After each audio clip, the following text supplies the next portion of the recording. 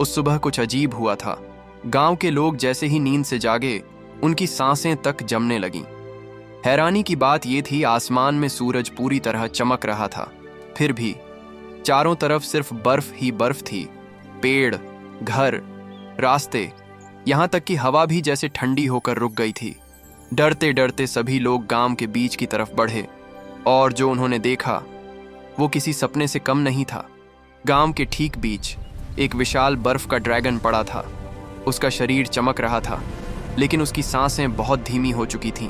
ऐसा लग रहा था जैसे वो अपनी आखिरी घड़ियां गिन रहा हो। गांव वाले डर गए। कोई उसके पास जाने की हिम्मत नहीं कर रहा था। तभी एक छोटा बच्चा आगे बढ़ा। उसकी आंखों में डर नहीं, बल्कि दया थी। वह धीरे धीरे ड्रैगन के पास गया और उसके पास बैठ गया। ड्रैगन ने अपनी नीली ठंडी आंखें खोलीं और पहली बार उनमें गुस्सा नहीं, बल्कि एक गहरा दर्द और अकेलापन था। बच्चे ने धीरे से अपना हाथ उसके सिर पर रखा और बोला, डर मत, मैं यहां हूं। जैसे ही उसने ये कहा, ड्रैगन की सांस थोड़ी गहरी हुई।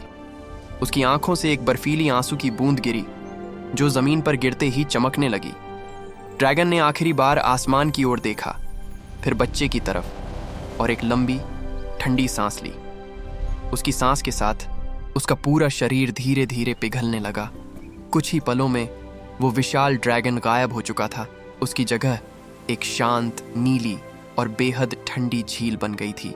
गांव वाले हैरान थे, लेकिन बच्चा चुपचाप उस झील के किनारे बैठा रहा। उसे ऐसा लगा जैसे ड्रैगन अभी भी वहीं है, बस एक अलग रूप में।